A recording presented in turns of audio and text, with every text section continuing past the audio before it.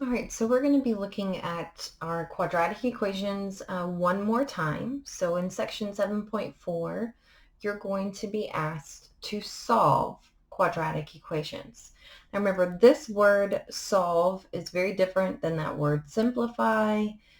Solve means that we want to find a value or values for x such that this equation's value is equal to 0. So we're actually, in this case, looking for x equals a specific value or values in order to say that we've solved this equation.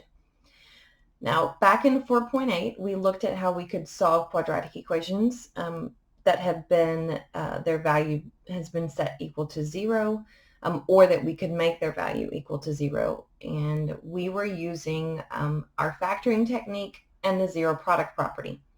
So let's go back to that. So if we're going to factor this, remember we want two numbers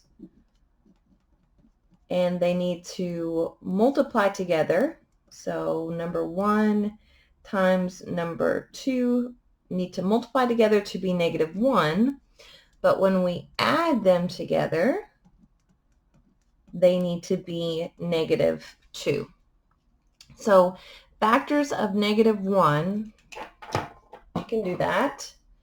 What times itself, or what times what will get us -1? Well, we know 1 times -1 will result in a -1 product, as well as -1 times +1 will also result. So the ordering there could be a little bit different. And those are the only factors of -1. 1 times -1 or -1 times +1. And if we add those together, 1 and -1, doesn't matter the order, both of their sums are 0. So these are the products, and these are the sums. And so what we say in this case is that this quadratic polynomial will not factor. So we say it does not factor over the integers. And we do have to be very specific there for a reason that you will discuss in college algebra or in a pre-calc class. So it does not factor over the integers, which means that we cannot find two integers that will allow us to have the appropriate product, which in this case was -1, and the appropriate sum, which was -2. So it says it does not factor over the integers. But we could definitely solve this equation. So 7.4 is going to be about, well, what can we do when we cannot factor to solve? So we're going to look at that a little bit more. All right, so we talk about, again, the polynomial we just attempted to factor. Just to be very clear, we refer to that as a quadratic polynomial. And remember, the reason why it's quadratic is the fact that the largest degree on our variable is 2. So we can type our polynomials by degree or by their terms. So specifically, this is a quadratic trinomial if we wanted to be specific about how many terms it has.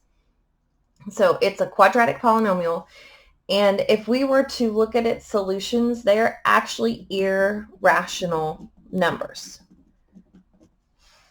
Now, we know that this means that their solutions have a radical symbol involved in them.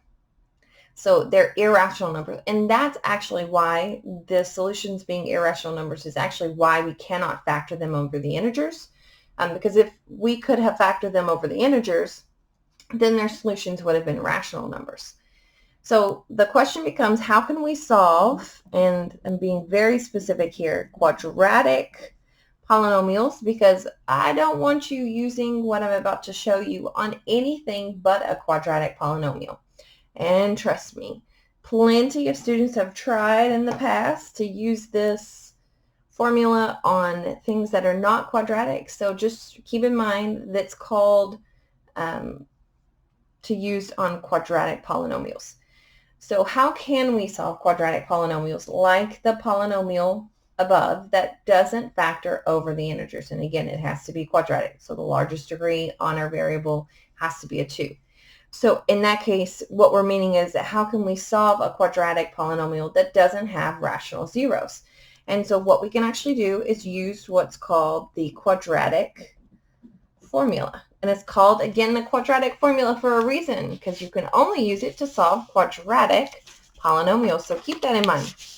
So the quadratic formula allows us to find the solutions to a quadratic equation when it's written in this form. And hopefully you remember this form from your 4.8 study. So ax squared plus bx plus c is equal to 0, which we refer to as standard form. So it has to be set equal to 0. I will say that you don't always have to have your x term present or even your constant present because those could have been zeroed out, and you can still use the quadratic formula in that case. So quadratic formula says the solutions are equal to, so the value of the solutions are equal to the negative of the b, so again, b being attached to the x, plus or minus the square root. So there's our radical notation. And then we take that b coefficient and we're going to square it, minus 4 times the a coefficient times the c coefficient. And we divide all of that by 2 times the a coefficient. So you're going to need to get really good at picking out pieces of your quadratic formula, your a coefficient, your b coefficient, and your constant c. So just keep in mind a is always attached to the square term, b is always attached to that linear term there. All right, and we will do lots of examples in the videos to follow.